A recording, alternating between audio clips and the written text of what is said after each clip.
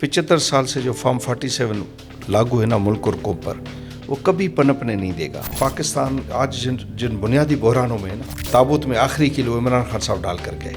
साजिश है कोई कि मजहबी क़ुव्वतों को कराची हैदराबाद में स्पेस दो, लसानी क़ुव्वतों को लेकर आओ।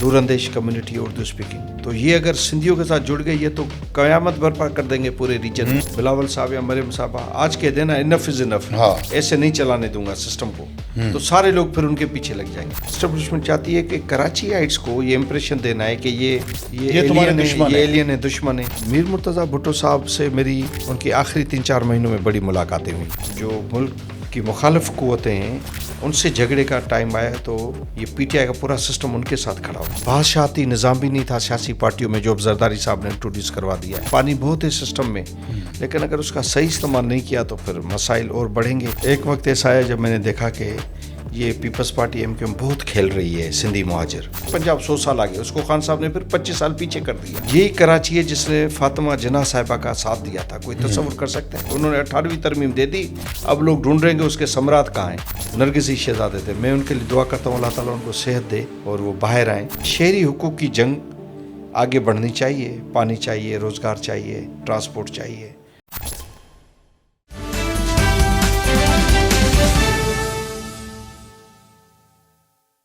अस्सलाम वालेकुम। साया डिजिटल के साथ मैं हूं आपका मेज़बान हमीद सुमरो, और आज मैं फिर एक ख़ूबसूरत इंसान को आपसे मिलवाऊंगा और ख़ूबसूरत इस हवाले से कहूँगा कि उनकी शख्सियत की इतनी खूबसूरतियाँ हैं, उसके इतने शेड हैं कि जिस शेड में भी आप उनको देखेंगे तो वो बहुत खूबसूरत नज़र आएंगे। न सिर्फ वो social activist, human right activist, रहनुमा, समाजी शोबों में एनवायरनमेंट हो, पानी, वाटर इश्यूज़ हो, वाटर हिस्ट्री हो, सिंध की हिस्ट्री हो, इल्म व अदब हो, उसके अलावा सियासी मैदान हो, मतलब हर मैदान में ये शख्स जो है वो एक अपना, न सिर्फ इसने अपना वजूद मनवाया है बल्कि मेरी तरफ से मैंने इनका नाम जो रखा हुआ है वो ये न सिर्फ सिंध के सकाफ़ती सफ़ीर भी हैं बल्कि पाकिस्तान की वो वोकल आवाज़ हैं जो न सिर्फ अपने मुल्क में बल्कि पाकिस्तान से बाहर पूरी दुनिया में ट्रैवल करती है, और ट्रैवल करने के साथ साथ हर जगह जो है अपने मुल्क की जो खूबसूरती है, जो हमारी अच्छाइयाँ हैं, जो हमारा केस है पाकिस्तान का, सिंध का, वो जो है लोगों को उनके सामने रखते हैं। और हर जगह हर हार में जो है इनको आप बिल्कुल उसमें समझ सकते हैं।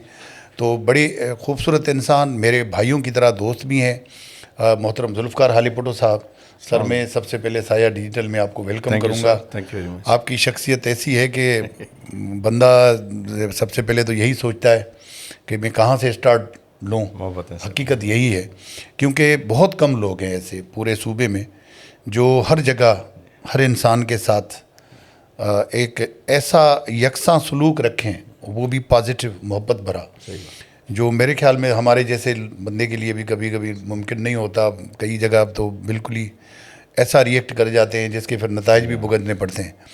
तो जुल्फ़कार भाई, आपकी तालीम, इब्तदाई तालीम, ताल्लुक़ तो आपका तकरीबन सबको पता है कि आपका हैदराबाद से, लेकिन इब्तदाई तालीम और वो तरबियत, खूबसूरत तरबियत किन लोगों के हाथों हुई कि आज आप इतने खूबसूरत इंसान हैं? Thank you sir. पहले तो आपको मुबारकबाद, आप माशाल्लाह एक न फ़कत नॉन सहाफ़ी हैं पाकिस्तान के, सिंधी मीडिया, उर्दू मीडिया, लेकिन अब ये जो सारा पॉडकास्टिंग का, डिजिटल मीडिया का सिलसिला शुरू हुआ है, उसमें भी आपने कंट्रीब्यूट करना शुरू किया और मैं बड़ा रेगुलरली आपके सारे प्रोग्राम देखता हूँ। बड़ी मेहरबानी। लास्ट मैंने बख्शी साहब का जो है वो पॉडकास्ट देखा। जी। उसके बाद भी हुए होंगे, लेकिन मैंने लास्ट जो है उसे देखा है। सर, ताल्लुक़ हैदराबाद से, शहर से, चूँकि हाला, टंडोला यार, मटियारी, टंडो मोहम्मद खान हैदराबाद की तहसीलें थीं, तो अब तो ज़िले हो गए हैं अलग, लेकिन basically they were part of Hyderabad को भी तकसीम किया गया बेरहमी से। जी हाँ, तो इसलिए टंडो लोगों की ख्वाहिशात के तहत ऐसे एग्जैक्टली सही है। तो टंडो मोहम्मद खान के करीब एक गाँव है मीर जी खरी, हमारे टंडो मोहम्मद खान के हैं मीर मुश्ताक अहमद टालपुर साहब, मीर एजाज टालपुर साहब के कज़न, उनकी वहाँ ज़मीनें हैं, तो वो मीर जी खरी यानी कि उनके गोडाउन्स और उसके नाम से वो छोटा सा गांव है, वहाँ पैदाइश हुई। बुनियादी तालीम हैदर चौक खोखर मोहल्ला हैदराबाद के बड़े मशहूर इलाके हैं, सेंटर है, डाउन टाउन है, जैसे हमारे यहाँ सदर है कराची में। तो वहाँ स्कूलिंग वहाँ हुई, मॉडल स्कूल जहाँ पीर मजहरुल हक सिद्दीकी साहब पढ़े हैं, शफीक मुसवी साहब, काफ़ी सद के बड़े नाम, गोल्ड बिल्डिंग का मशहूर स्कूल है। फिर यूनिवर्सिटी जो है सिंध यूनिवर्सिटी, फिर कायदा यूनिवर्सिटी इस्लामाबाद, फिर दुनिया के मुख्तलिफ यूनिवर्सिटीज़ में, कॉलेजेस में छोटे छोटे कोर्सेज़, ट्रेनिंग्स, वर्कशॉप्स, कॉन्फ्रेंसेस। तो इस तरह जो है वो तालीम का सफ़र इस तरह तालीम का सफ़र जारी रहा। और अब मतलब आपकी स्पेशलाइजेशन जैसे एजुकेशन में होती है ना, डॉक्टर्स होते हैं, इंजीनियर्स होते हैं, आपने किस शोबे में ज़्यादा महारत हासिल की और उसके आपकी शख्सियत पर क्या असरात, उसको क्यों चुना आपने सब्जेक्ट को?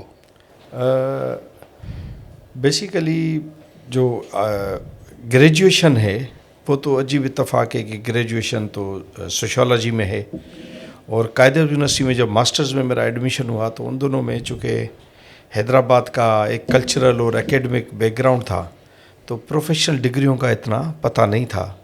तो उन दोनों में मैंने बानो कुदसिया का राजा गिद्ध पढ़ा था। अच्छा। और उसमें जीसी कॉलेज लाहौर, और बड़ा एक कल्चरल बैकग्राउंड था ही। तो मैं मुतासर होकर हिस्ट्री डिपार्टमेंट में चला गया। हालांकि मेरी 2-3 डिपार्टमेंट्स में एडमिशन हुई कायदा यूनिवर्सिटी में, जिसमें DSS था एक, जिसकी हेड चेयरपर्सन उस वक्त थी मैडम शीरी मज़ारी, एक और डिपार्टमेंट था। फिर मैंने ऑप्ट किया कंटेम्प्रेरी हिस्ट्री, तो शोबा तारीख़ की जो है कायदा यूनिवर्सिटी का, वहाँ से मैंने मास्टर्स किया। तो बेसिकली कंटेम्प्रेरी हिस्ट्री में ज़्यादा जो है मेरी हिस्ट्री में। जी हाँ। तो हिस्ट्री तो इतना वसी सब्जेक्ट है कि जो इस सब्जेक्ट में आया वो उसी का होकर रह गया। और मेरे ख्याल में यही वजह है कि हैदराबाद में मैं आपके पास आया, आपकी लाइब्रेरी। जी सर। और आपकी साहिब किताब हैं माशाल्लाह, तकरीबन 40 से ज़्यादा जायद किताब। 16 मेरी तबाज़ात किताबें हैं, यानी कि ओरिजिनल राइटिंग्स। जी जी। बाकी 25-30 मुख्तलिफ मौज़ूआत पर कंपाइलेशंस हैं और एडिटेड किताबें हैं।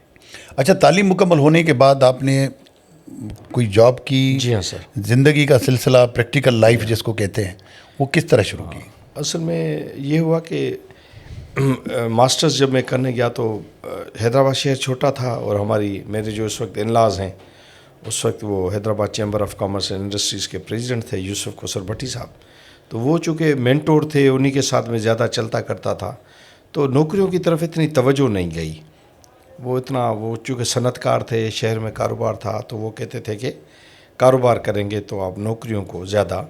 तो 1 साल मैंने नौकरी की। जब मैं 95 में पास आउट किया मैंने कायदा यूनिवर्सिटी से, तो निजकारी कमीशन में, प्राइवेटाइजेशन कमीशन ऑफ पाकिस्तान में मैं मीडिया मैनेजर बना।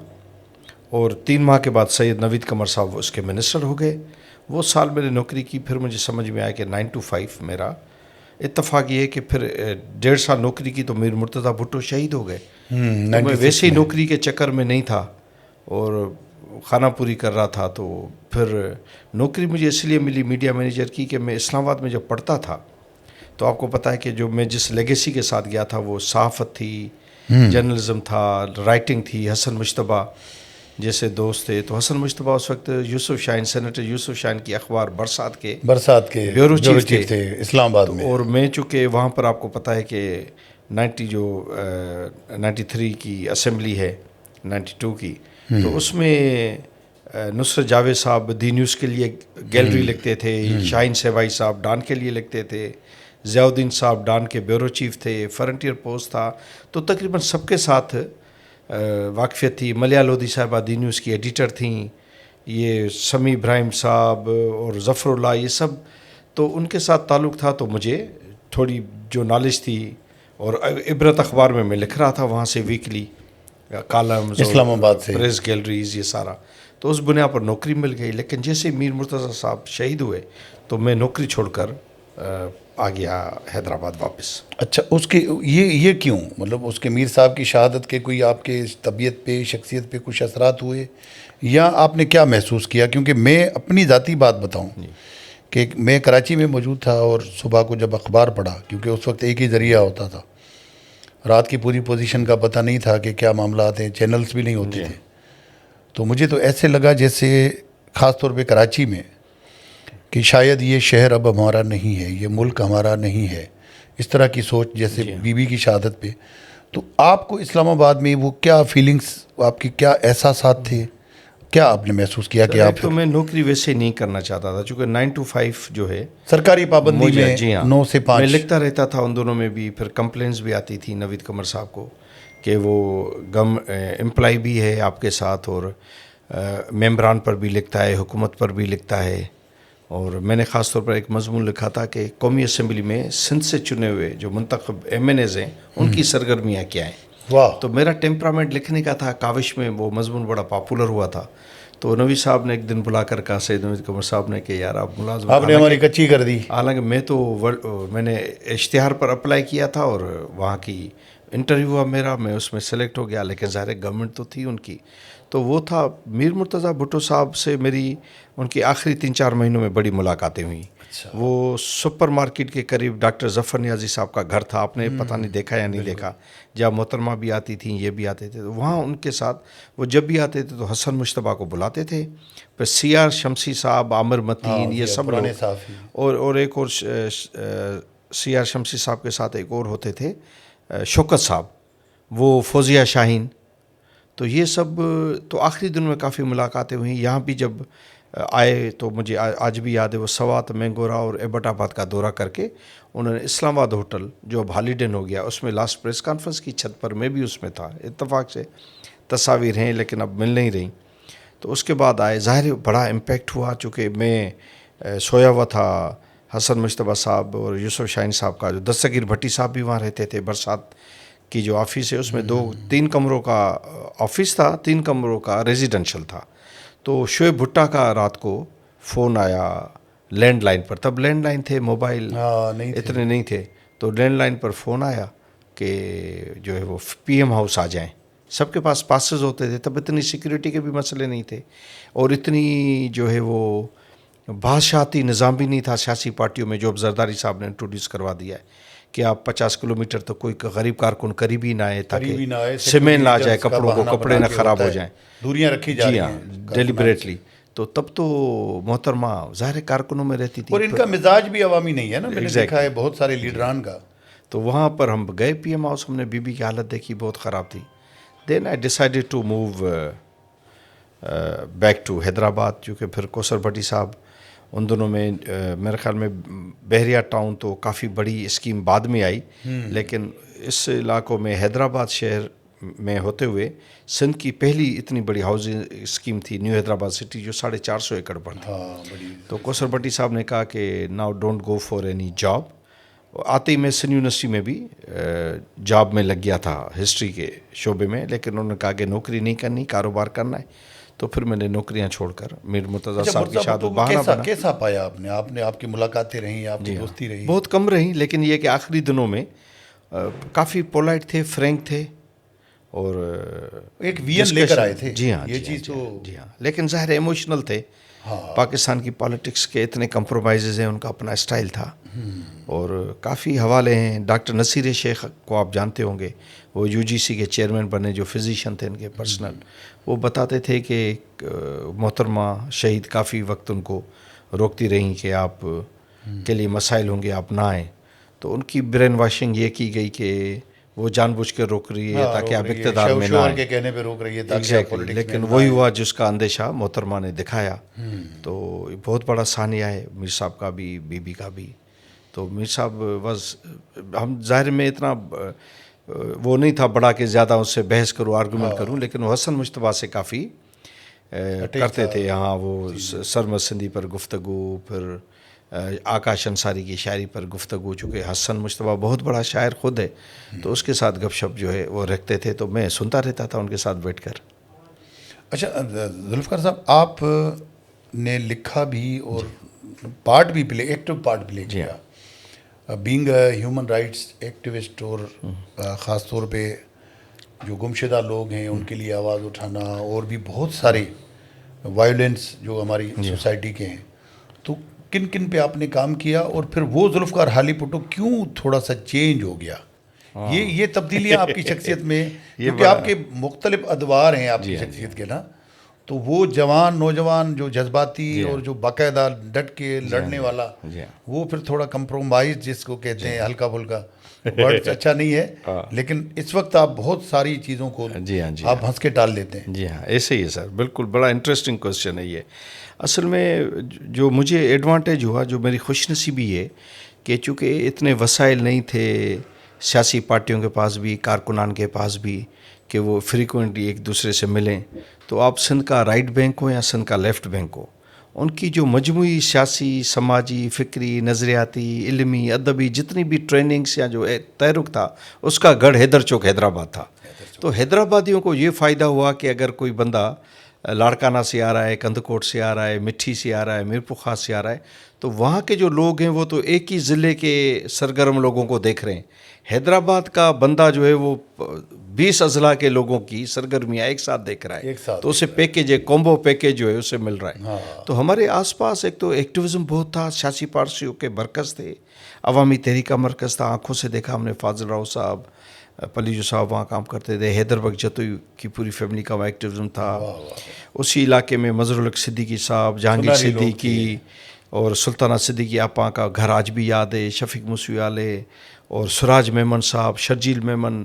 ابھی مجھے کافی لوگ کہتے ہیں کہ آپ ان پر زیادہ تنقید نہیں کرتے.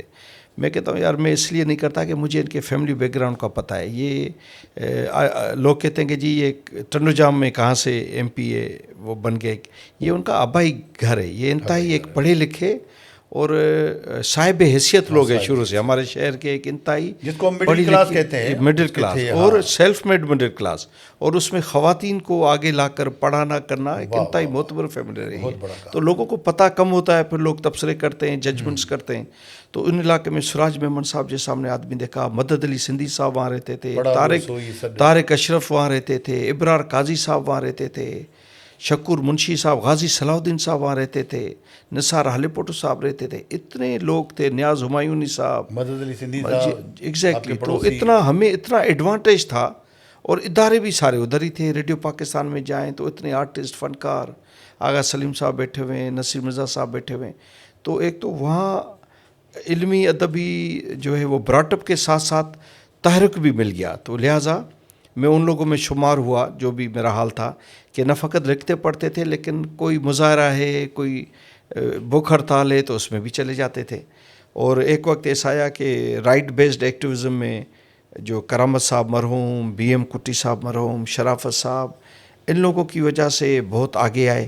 اور کافی حیدرآباد میں سلمان ابڑو صاحب جامی چانڈیو صاحب اور کافی لوگ جن کے ساتھ مل کر ہم نے پنل ساریو صاحب کافی لوگ.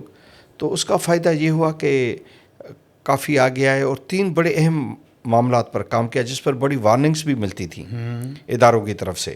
ایک مسنگ پرسنس پر ایک بلیسفیمی لا کا جو غلط استعمال ہے جو ناموس سے رسالت صلی اللہ علیہ وسلم اس پر تو دو رائے ایک مسلمان کے دل میں ہو ہی نہیں سکتی لیکن اس کا غلط استعمال اس لا کا اس پر ہم کہتے تھے ایگزیکٹلی. جیسے آج ایک بہت بڑا واقعہ یہاں کراچی میں ہوا ہے یعنی کہ آپ کسی کے بھی نام سے لفافہ لکھ کر بھیج دیں اس پر اور فورس کنورژن پر جو ہندو لڑکیوں کو اس پر بہت کام کیا. تو اس پر کافی وارننگس بھی آتی تھی بلاتے بھی تھے. تو لیکن اس لیے ہمیں زیادہ تنگ نہیں کرتے تھے کہ ان کو پتہ تھا کہ یہ پاکستان کے یہ نہیں کہ ہم ڈر کر پاکستان کے فریم میں لیکن دانستہ چونکہ اب جو ملک جیسا بھی ہمارا ہے سندھ نے اس ملک کے بنانے میں کلیدی کردار ادا کیا ہے. سندھ نے اس ملک کو چلانے میں اپنے آپ پورا جو ہے وسائل انسانی وسائل مالی وسائل قدرتی وسائل تو اس ملک کو میں سے تھوڑی چھوڑ دیں گے. اس لیے ہم نے کہا پھر وہ سمجھتے تھے کہ یہ ملک ہماری جان ہے ہماری پہچان ہے. یہ گرین پاسپورٹ لے کے گھومتے ہیں باہر. تو وہ سمجھتے تھے کہ یہ نہ ٹریننگ والے ہیں نہ یہ فنڈنگ والے ہیں ان کو کہیں بھی. تو ہم کہتے تھے خدا نخواستہ اینٹی پاکستان کسی بھی قوت کے ساتھ سوچ بھی نہیں سکتے لیکن جو انسانی حقوق ہیں اس کے لیے ہم لڑیں گے. مسنگ پرسنز اگر وہ کسی غلط ایکٹیویٹی میں کوئی بھی کرے اس کو قانون کے کٹہرے میں لائیں قانون کا کٹہرا اس کا طے کرے. تو یہ تھے. اب وہاں سے ڈائیورجن ہوئی یہ بھی بڑا انٹرسٹنگ کوسچن ہے. ڈائیورجن اس لیے ہوئی کہ کووڈ نے میرے کافی لائف چینج کی. محترمہ جیسے بے نظیر بھٹو صاحبہ کی شہادت نے مجھے ایکٹیویزم میں ڈال دیا بہت زیادہ. تو کووڈ میں میں نے دیکھا کہ جو کسی کہ انسان کے لیے آسانیاں پیدا کرنے کے معاملات سب سے سپریم ہے. تو جب میں اس فلنتھرافی میں گیا، آپ کو بھی پتہ ہے اس کا سارا، تو اس کے بعد اب میں کہتا ہوں کہ پولیٹیکل ایکٹیوزم بھی ٹھیک ہے، لیکن جتنی آپ سماجی خدمت کر سکیں. میری بڑی خواہش ہے میں کسی سیاسی پارٹی میں جاؤں اور زندگی کا بقا حصہ ایک متحرک سیاسی کارکن کے طور پر استعمال کروں، لیکن جب تک وہ فیصلہ ہو یا ایسی پارٹی کوئی مجھے لیسر ایول نظر آئے، تب تک بائی ڈیزائن یہ سوشل ایکٹیویٹی، سماجی کام، فلاحی کام اس طرف زیادہ ٹرینڈ ہے. اچھا، جس دور کی آپ نے ذکر کی اس دور میں آپ نے بھی کچھ این جی اوز میں کام کیا، تو کہتے ہیں، بلکہ یہ کئی حد تک ثابت بھی ہوا کہ این جی اوز جو ہے اس وقت یہ جو 3-4 چیزیں آپ نے بتائیں، زبردستی شادیوں کو یا ایسے مذہبی معاملات کو یا اس طرح سے مسنگ پرسنس کو، اس طرح کے مختلف ایشوز اور بھی ہوتے تھے، صحت، ایجوکیشن، ان چیزوں کو باقاعدہ انہوں نے کمائی کا ذریعہ بھی بنایا، اور ڈالرز میں ان کو پیسے باہر سے ملتے تھے جو اب نہیں ملتے. تو وہ کس طرح کا ایک کریز تھا اور اس ماحول تھا؟ آپ بھی تھوڑا بہت اس میں نظر آئے لیکن پھر ایک دم سے نکل گئے. اصل میں جو رائٹ بیسڈ 2 قسم کے ایکٹیوزم ہے سمرو صاحب سندھ میں یا پاکستان میں یا دنیا میں. ایک رائٹ بیسڈ ہے انسانی حقوق یا حقوق کے حوالے سے، ایک سروس ڈیلیوری ہے. جیسے ابھی آپ دیکھیں کہ سندھ گورنمنٹ کے پروجیکٹس ہیں، فیڈرل گورنمنٹ کے RSP ہیں، سرسو، فلاں، NRSP، تھردیپ، یہ مائکرو فائنانس کرتے ہیں، نلکے دے دیے، کریڈٹ دے دیا اور چیزیں دے دی. ایک رائٹ بیسڈ ہے. رائٹ بیسڈ کا ایک بڑا بوم چلا اور اس میں 20-30 سال international N G Os funding کرتی رہیں، اور وہ بڑی لیگل اور بڑی اس کا منی ٹریل ہے. اس میں جو ایک عنصر تھا وہ یہ تھا کہ چونکہ کافی کارکنان ٹرینڈ نہیں تھے تو ان کو وہ جو ریڈ لائن ہے وہ سمجھ میں نہیں آتی تھی، وہ کراس ہوتا ہی تھی تو لگتا تھا کہ شاید این جی او کی کوئی ایجنڈا ہے یا ڈونر کی کوئی ایجنڈا ہے، تو ایس سچ تھا نہیں.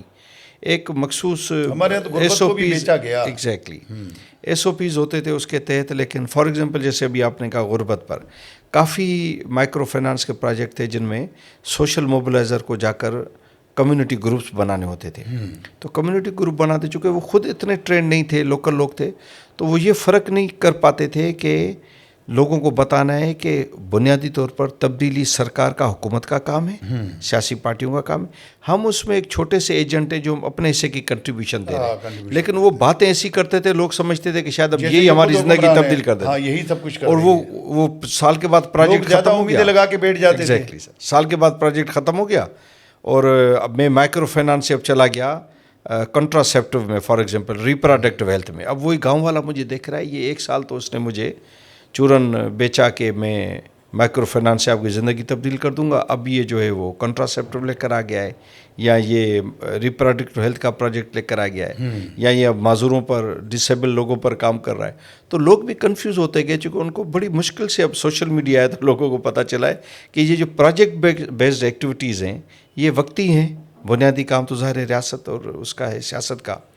لیکن یہ رائٹ بیسڈ تب ختم ہوا. آپ کو یاد ہوگا کہ اسامہ بن لادن کا جو معاملہ ہوا تھا، اس میں پولیو ڈراپس ہوئے تھے، یونیسیف کا بڑا ایشو ہوا تھا، FATF ہوا، یہ سارا. تو اس کے بعد انہوں نے کہا کہ جی رائٹ بیسڈ بند کر دیں پاکستان سے. تو رائٹ بیسڈ اب تقریباً ختم ہو گیا. لاکھوں این جی اوز کو جو ہے نا بلیک لسٹ کر دیا گیا، بین کر دیا گیا. لوگ بے روزگار ہوئے، بڑی فیملیز. اب تو آپ اکاؤنٹ بھی نہیں کھول سکتے، رجسٹرڈ بھی نہیں کرا سکتے، بڑے چیکس آ گئے.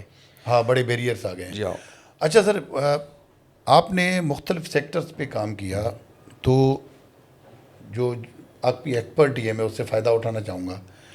پانی پر آپ نے سندھو دریا پہ، انڈس ریور پہ بڑا کام کیا، بڑا اسٹڈی بھی کیا، اور نہ صرف خود اس پہ گرپ ذہنی طور پہ لی، بلکہ آپ نے کئی سیمینارز میں اور اس پہ سندھ کا کیس بڑا اچھا پیش کیا.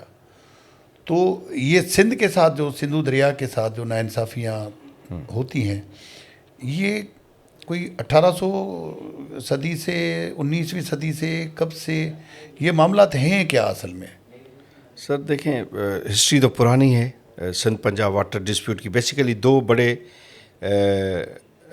شیئر ہولڈر ہیں انڈس ریور کے پاکستان کے اندر. ہاں، اس میں تو ان میں زیادہ وہ ڈسپیوٹ رہا ہے برٹش پیریڈ سے.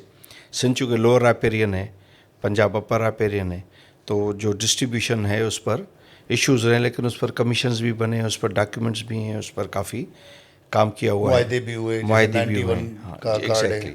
تو وہ ایک ٹریڈیشنل پوری دنیا میں اس طرح ہے کہ لوور رائپیرین اپر رائپیرین کبھی بھی مطمئن نہیں ہوتے، پر دنیا نے سسٹمز بنائے ہوئے ہیں، سیف گارڈ میکینزمز بنائے ہوئے ہیں، تو اس طرح چل رہا ہے. تو ہمارا بھی پانی کا ڈسپیوٹ جو ہے وہ کافی پرانا ہے، اور اب چونکہ وسائل کم ہو رہے ہیں، پاپولیشن کا پریشر زیادہ ہے، کلائمیٹ چینج ہے، تو پنجاب کا زیادہ زور بڑھ رہا ہے کہ پانی پر کنٹرول کیا جائے. اور ایک سائڈ یہ ہے، دوسری سائڈ بدقسمتی سے یہ ہے کہ کوئی ایسا ارینجمنٹ ہے پیپلز پارٹی اور نون لیگ کا کہ پیپلز پارٹی نے بھی طے کیا ہوا ہے کہ صرف فوٹو سیشن کرنے اور پانی پر کوئی پوزیشن نہیں لینی ہے ایسی کہ جس طرح محترمہ لیتی تھیں، کمو شہید پر آ گئیں دھرنے میں، جس طرح عبداللہ شاہ کی چیف منسٹر تک لوگ، ایون آپ اندازہ کریں کہ جو مہر صاحب تھے چیف منسٹر، چونکہ یہ وہ چیزیں جو کاغذوں میں پڑی ہوئی ہیں، یہ نہیں کہ آپ نے میں نے کہہ دی لوگ ویریفائی نہیں کر سکتے. یہ گزشتہ 15-20 سال سے علی محمد مہر کی بات کر رہے ہیں ایگزیکٹلی، بہت کم لوگوں کو پتہ ہے کہ اس نے کن چیزوں پر اسٹینڈ لیا جس کی وجہ سے اس کی چیف منسٹری گئی. وہ سارے ڈاکیومنٹس موجود ہیں. اس نے NFC پر اسٹینڈ لیا، اس نے پانی پر اسٹینڈ لیا. علی محمد نے، جی ہاں، اور اس کو جو ہے موٹر وے پر جاتے ہوئے کہا گیا کہ ان کی کوئی ایسی اپنی ذاتی زندگی کچھ بھی نہیں سر، یہ بڑا جس کے کوئی کہتے گھنگرو باندھنا اور پتہ نہیں یہ کیا، بڑا ان کا شام کو CM ہاؤس میں ماحول کیریکٹر ایسیسینیشن ہے. کریکٹر ایسیسینیشن ہے. یہ تو ان کا ذاتی فعل تھا، کچھ بھی کریں. مشرف نے ان کو ہٹایا نہیں، ہٹانے کی وجہ اگر کسی دن فضل اللہ قریشی صاحب اللہ تعالیٰ ان کو صحت دے، وہ آئیں گے یہاں، وہ دستاویز کے بادشاہ ہیں، کسی دن آئیں گے تو آپ ان سے پوچھیں. انہوں نے وہ فائل، جب ہمارا سندھ ڈیموکریٹک فورم تھا مشرف کے خلاف جو تھنک ٹینک تھا، جس کے جو نواز شریف، آپ کو پتہ ہے نواز شریف محترمہ سب اس تھنک ٹینک سے رابطے میں. آپ کی نظر میں علی محمد نے سب سے بہترین لیا. انہوں نے کہا کہ we are going to remove you. اس نے کہا I have no issue with my removal. اور وہ جب آ رہا تھا، اور اس کے 2 وٹنس ہیں، ایک وٹنس کا میں آن ریکارڈ آپ کو ٹائم بتاتا ہوں، لالا رحمان سمو. صحیح ہی واز ٹریولنگ ود علی محمد مہر ایٹ دیٹ ٹائم فرام اسلام آباد ٹو لاہور. تو آپ اس سے پوچھ سکتے ہیں کہ ان کو کہا گیا کہ اب you are no more chief minister of Sindh. اس نے کہا ٹھیک ہے.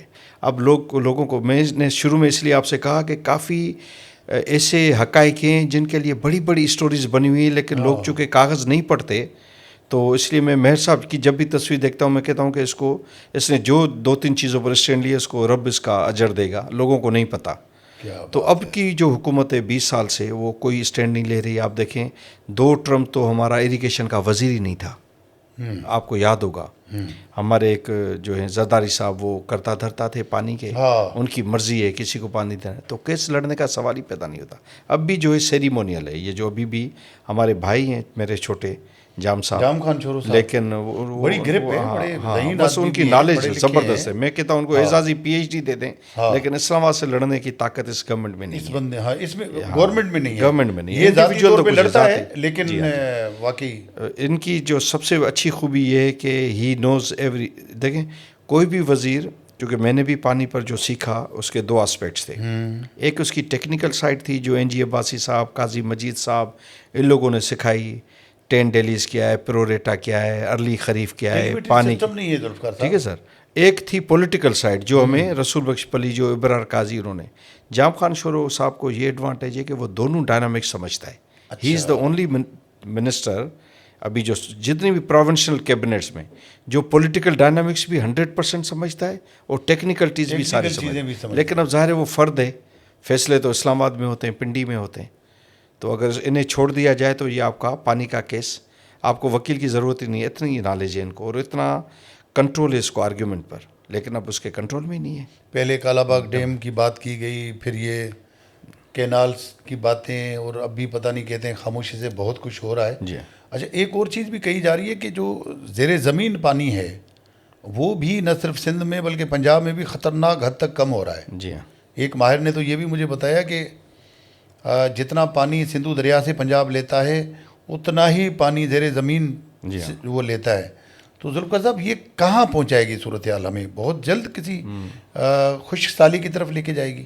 دیکھیں پانی کی جو ہے نا سر، پانی کو ہم آئسولیشن میں ایک سیگمنٹ کے طور پر نہ دیکھیں. پانی جڑا ہوا ہے آپ کے مکمل جو بھی نیچرل ہیبیٹائٹ ہے نا، اس میں بارشیں ہیں، اس میں آپ کا سمندر ہے، اس میں آپ کی جو نیچرل پوری جو ہے جنگلات کا سلسلہ ہے، آپ کی کلائمیٹ کے سارے ایرڈ زوننگ ہے، آپ کی بیراجی علاقے ہیں، یہ پورا پیکیج ہے.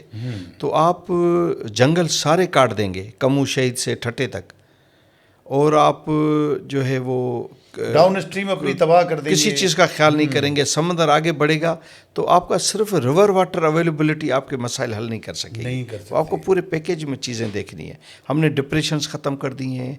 چھوٹی چھوٹی بارشیں آتی ہیں پوری دنیا میں جائیں، جسے ہم سندھی میں ڈھنڈو ڈھورا چھرک کہتے ہیں. چھوٹے آپ کو یاد ہوگا بچپن میں گزرتے تھے تو پانڈ بنے ہوتے تھے اور پانی ہوتا تھا، پورا گاؤں استعمال کرتا تھا. ختم ہو گئے. وہ بارشوں کا پانی ہوتا تھا، جمع ہو جاتا تھا، وہ پوری جمع ہوتا تھا. بارشیں اس لیے ختم ہو گئی ہیں.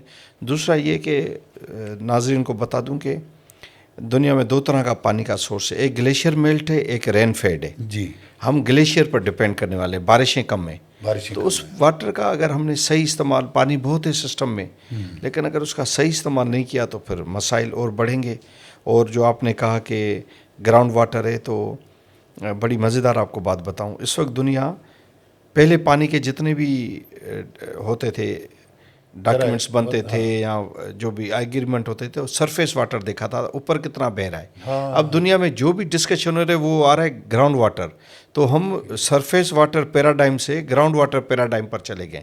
لیکن ہمارے لیے ابھی بھی سرفیس واٹر کا مائنڈ سیٹ ہے. ڈیم بناؤ، 10 کھرب کا قرضہ لو، کانکریٹ کے جنگل بناؤ، پھر 10 سال پانی نہ آئے تو ان کو چھوڑ دو، قرضے اتارتے رہو. تو یہ ایک جو کانکریٹ سیمٹ بجری والا جو مائنڈ سیٹ ہے نا اسلام آباد میں بیٹھا، وہ جو نئے سسٹمز ہیں، فار ایگزامپل سولر ہے. چائنا کہتا ہے کہ اگر ہمیں 30 سال پہلے سولر کا پتہ ہوتا تو ہم اتنے بڑے ڈیم ہی نہ بناتے. ہمارے پاس ونڈ ہے، ہمارے پاس یعنی کہ ہر چیز ہے. تو اصل میں یہ پورے پیکیج میں چیزیں بہتر ہوں گی تو پانی کا مسئلہ ہمارا حل ہوگا. اچھا، آپ کی نظر میں، کیونکہ آپ نے کتابیں بھی پڑھی ہیں اور بہت ساری چیزوں کو اسٹڈی بھی کیا ہے، پریکٹیکلی بھی اسلام آباد میں بھی آپ بہت کام کر چکے ہیں، یہ ملکی مسائل، ہمارا ملک ترقی کیوں نہیں کر سکا ہے؟ ذوالفقار صاحب، ترقی یافتہ ہونا چاہیے تھا ہمیں، لیکن ابھی بھی ترقی پذیر، اور وہ بھی بڑی سست رفتاری سے ترقی پذیری کی طرف. بلکہ میں تو کہتا ہوں کہ اب تو وہ 80s 90s والا ماحول بھی نہیں ہے، وہ ترقی بھی نہیں ہے، اس سے بھی ہم بالکل نچلی سطح پہ چلے گئے ہیں. سر ایک ہی ہے اس کا ریزن، مشہور ابو ہے فارم 47، لیکن 75 سال سے جو فارم 47 لاگو ہے نا ملک اور قوم پر، وہ کبھی پنپنے نہیں دے گا. وسائل ہوتے ہوئے بھی، قدرتی وسائل ہوتے ہوئے، انسانی وسائل ہوتے ہوئے، یہ چلنے نہیں دے گا. آپ نظر آنے والا ہے یا ہڈن ہے؟ یہ اب آپ کو نظر آ گیا نا 2024 کی الیکشن میں. تو یہ ان کو اسٹیبلشمنٹ کو سوچنا چاہیے. دیکھیں اب میں آپ کے یہاں پروگرام کر رہا ہوں، آپ مجھے کہیں کہ جی میرے اس سایہ نیٹ ورک سے ایک سال میں 1 کروڑ کا جو ہے ریونیو ہے. میں جب سیڑھیوں سے اتروں تو آپ کا کیمرہ مین کہے کہ جی مجھے 6 ماہ سے تنخواہ نہیں ملی، تو میں پریشان ہو جاؤں گا کہ سمرو صاحب نے تو کہا میری 1 کروڑ ریونیو ہے. تو پوری دنیا میں آپ ڈپلومیسی جیت رہے ہیں، آپ انڈیا سے جنگ جیت رہے ہیں، آپ سیڑھی سے اترے تو آپ کا شہری رو رہا ہے، نہ پانی ہے، نہ گیس ہے، نہ ٹرانسپورٹ ہے، نہ بجلی ہے. پوری دنیا نے جو ہے وہ آئل کے ریٹ نہیں بڑھائے. آپ ٹیاکڑ ہوتے ہوئے بھی آپ فیسیلیٹیٹر تھے، میڈیٹر تھے، آپ نے اپنے لوگوں پر بم پھینک دیا 200 روپے بڑھا کر. تو یہ جتنے بھی گلوبل آپ کی ہیں یہ شارٹ ٹرمڈ ہیں، لوگ بھول جاتے ہیں. کوئی نیا حادثہ ہو گیا، نئے لوگ آ جائیں گے. جب تک آپ اپنے شہریوں کو بنیادی سہولیات، جس میں سب سے پہلی سہولیات ہے کہ اس کو فریڈم آف چوائس، آپ اس کو اپنی مرضی کا نمائندہ منتخب نہیں کرنے دیں گے، تب تک یہ ملک سدھرے گا ہی نہیں. ووٹ ہم ایک کو دے کے آتے ہیں، منتخب کوئی اور ہوتا ہے. کبھی تو یہ بھی ہوتا تھا کہ آپ کو کہا جاتا تھا سر چائے پئیں سمرو صاحب، کیا کریں گے آپ کا ووٹ ڈل گیا. یہ بھی آپ کو یاد ہوگا نا. یہ بھی ہوتا تھا. تو وہ ایک کہتے ہیں کہ کوئی خاتون آئی، الیکشن کا دن تھا، وہ پوچھا کہ میرے شوہر یہاں کچھ دیر پہلے آئے تھے، سنا ہے ووٹ دینے. جی ہاں. تو یہ بولا اس کو مرے ہوئے 10 سال ہو گئے وہ ووٹ دے کر گیا. مجھے آج میں دیکھنے آئی ہوں کہ یہ اس دن ہر سال ووٹ پڑتا ہے. میں تو یہ کس طرح کا ماحول ہے جو سر بڑے حالات خراب ہیں، ہمیں پرووائڈ کیا بڑے گیا ہے. حالات خراب ہیں. اچھا، اس کے علاوہ آپ نے بہت سارے اور سیکٹرز پہ بھی کام کیا ہے. ایجوکیشن سیکٹر پہ اب اگر ہم جائزہ لیں گے، اوور آل پاکستان کا ایجوکیشن سیکٹر اور سندھ کا جو تعلیمی نظام ہے وہ کہاں کھڑا ہے، اس کو آپ کس نظر سے دیکھتے ہیں؟ سر تعلیم تو دیکھیں، جتنی بھی پولیٹیکل پارٹیز کے مینیفیسٹوز ہیں، آپ کو یاد ہوگا کہ مشرف کے دنوں میں سیاسی پارٹیاں چارج تھیں. تو سب پارٹیوں نے 2002 میں جو مینیفیسٹوز بنائے، چونکہ اے پی ڈی اے میں تھا, مشرف کے خلاف اتحاد بہت بڑا تھا, سب پارٹیوں نے بڑے پروگریسو بنائے. محترمہ بینظیر بھٹو شہید نے بھی 5 ایز کا مینیفیسٹو بنایا, ہاں جس میں پہلا ای تھا ایجوکیشن, ہاں پھر تھا انوائرمنٹ, پھر یہ اس طرح. تو آپ دیکھ لیں نواز شریف بھی اس طرح تھا, اسفندیار ولی بھی, ایچ ایکس اور سیاسی, ایون ایم کیو نے بھی جو بڑا پروگریسو بنایا تھا. تو اصل میں ترجیحات میں نہیں ہے. یہ جو رولنگ ایلیٹ ہے نا سر سمرو صاحب پاکستان کا, یہ بڑا شو کیسنگ کرتا ہے ہر چیز کی. آپ کے سامنے بات ایسی کرے گا کہ آپ سمجھیں گے کہ مجھ سے زیادہ جیسے این جی اوز کی بریفنگ ہوتی ہے, اس لیے ہاں بڑی سلائڈ چلتی ہیں ایسی کہ بندہ کہتا ہے آپ یار فی الحال بے ہوش ہو جائے کہ میں سیڑھی سے اتروں گا, پتہ نہیں کیا سنگاپور ہوگا ملک نیچے. ہاں لیکن گراؤنڈ ریئلٹی بالکل اس کے تو اگینسٹ یہ رولنگ ایلیٹ شو کیسنگ کرتا ہے, اس کی کمٹمنٹ نہیں ہے. بچے ہیں اسکول نہیں جا پا رہے, 2.5-3 کروڑ بچے ڈراپ آؤٹ ہیں, باہر ہیں. یہ جو را مٹیریل ان ایجوکیٹڈ بن رہا ہے, یہ فوراً برین واش ہو جائے گا, ایکسٹریمسٹ ہو سکتا ہے, ٹیررسٹ ہو سکتا ہے, کہیں بھی جا سکتا ہے.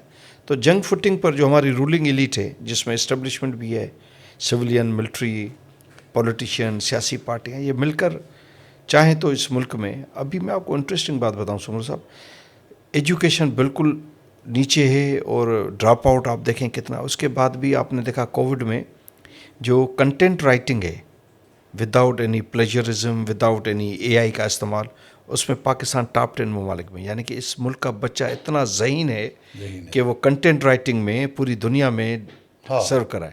لیکن اس غریب کو آپ 16 گھنٹے لائٹ نہیں دے رہے, کیا کمائے گا وہ؟ ایک تو آپ اس کو نوکری نہیں دے رہے, روزگار نہیں دے رہے, اس کی گیس نہ ہونے کی وجہ سے ناشتہ نہیں دے رہے, اس کی بیوی ماں بیمار ہے, اس کو صحت ٹرانسپورٹ نہیں دے رہے. ایگزیکٹ. لیکن وہ کنٹینٹ میں کما رہا ہے. دنیا کے ٹاپ 10 ممالک میں لوگ, ساؤتھ ایسٹ ایشیا میں, یورپ میں, امریکہ میں اسے لکھوا رہے ہیں گلوبلائزیشن پر اسائنمنٹس, میڈیا, ڈیجیٹل میڈیا کیا ہے اس پر اسائنمنٹس.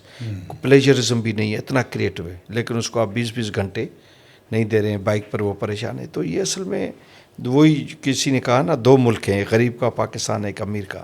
تو یہ سلسلہ ہے. حالانکہ ملک غریب نہیں ہے سر, اتنے وسائل ہیں سمر صاحب. صرف جو میں کبھی کبھی سوچتا ہوں, اس ملک کے جو صحرا ہیں نا, وہ اگر ڈیولپ ہو جائیں تو دنیا میں سے صحرا میں بھی 5-8 صحرا گھوماؤں دنیا کے.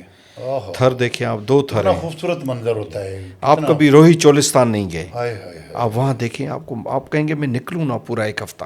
اتنی مسمرائزنگ انوائرمنٹ, اتنا فیسینیٹنگ لینڈسکیپ, لیکن اب آپ جا ہی نہیں سکتے.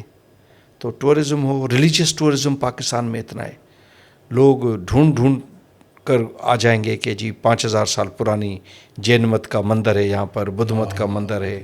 آپ نے پنجاب میں چیزیں ختم کر دی ہیں, گودوارے ختم کر دیے ہیں, کرتارپور تو آپ نے بنا لیا, لیکن جو ہسٹوریکل پلیسز چھوٹے چھوٹے گاؤں میں, وہاں آپ یورپ میں ابھی آپ تھے, اس سے پہلے ہم ساتھ تھے, آپ نے دیکھا ہر ٹاؤن نے اپنے کلچرل پرزرویشن کی ہوئی ہے. نتیجے میں مین اسٹریم علاقے کے لوگ بھی خرچ کر کے اس گاؤں میں آتے ہیں, اس کا ریونیو جنریٹ ہوتا ہے, وہاں روزگار ہوتا ہے.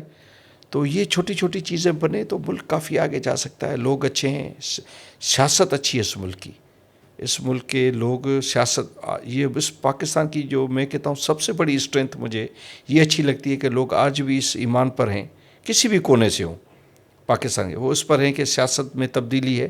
اس لیے آپ دیکھیں صحت مند تبدیلی کے لیے لڑتے ہیں. مطلب ہم سب امید سے ہیں کہ ایسے ہی امید سب پوری ہو دیٹس ٹرو. تب تک.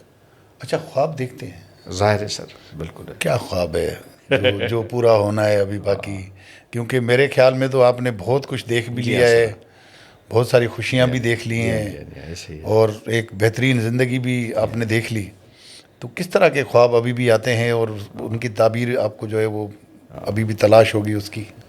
ایک خواب تو یہ کہ عملی سیاست میں جاؤں, آگے اچھا کام کروں دن رات, چونکہ میں چاہتا ہوں زندگی کا جو بقایا حصہ ہے وہ اسے, یہ بھی سرگرمیاں جو آج کل کر رہا ہوں وہ اس لیے کرتا ہوں کہ گھر میں بیٹھنے سے بہتر ہے کہ آدمی تحرک میں رہے, اور ملنا جلنا. یہ آپ دیکھیں نا کہ ہم جس سیاسی یا فکری بیک گراؤنڈ کے لوگ ہیں آپ اور ہم, اس میں یہی ہے کہ آپ کوئی ایجنڈا نہ صرف ملاتے رہا کرے لوگوں سے, تو بھی گڈ ول بڑھتی ہے, گڈ جیسچر ہے.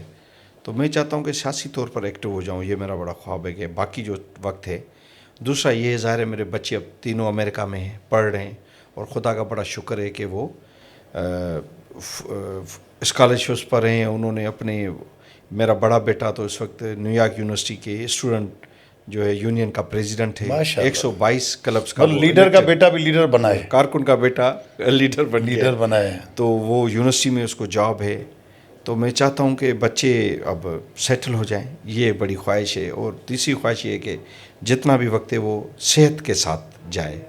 मुझे इंसान आया है चला जाएगा, ज़ाहिर है हम सब ने जाना है, लेकिन मुझे उन दोस्तों पर जो वो भी अल्लाह के फैसले तकलीफ़ होती है जो थोड़ा सेहत की नाचाकी की वजह से घर बैठ जाते हैं, किसी काम के नहीं रहते, या फिर उनकी तो मेरी ये बड़ी दुआ भी है, आराम ख्वाहिश पसंद भी हो है। जाते हैं, अपने आप को एक दायरा बना के उससे बाहर विड्रॉल नहीं सिम्टम निकलते। ना आए। एक आदमी दस्तबरदार हो जाता है काम से भी, ज़िंदगी से भी।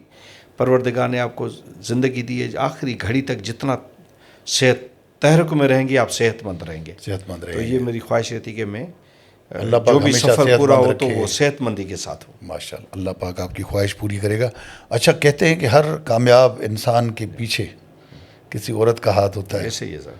और मैं खुद ज़ाती तौर पे भी जानता हूँ कि आपकी कामयाबियों के पीछे हमारी भाभी का बड़ा जी हाँ, हाथ जी है, हाँ, हाँ। जो एक प्रोफेशनल वुमन है, और बड़ा उन्होंने, हालांकि वो चाहती तो घर बैठकर भी खा सकती थी, जी हाँ, इतना जी कुछ हाँ, अल्लाह पाक जी ने हाँ, दिया जी हाँ, है, जी हाँ, ऐसे लेकिन वो भी आपकी तरह बहुत मुतहरिक रहती है और दिल कुशादा, मेहमान नवाजी इतनी कि मिसाली। तो वो भाभी का कितना किरदार है आपकी शख्सियत को मज़ीद निखारने में? अच्छा, मैं आपको बड़ी इंटरेस्टिंग बात बताऊं।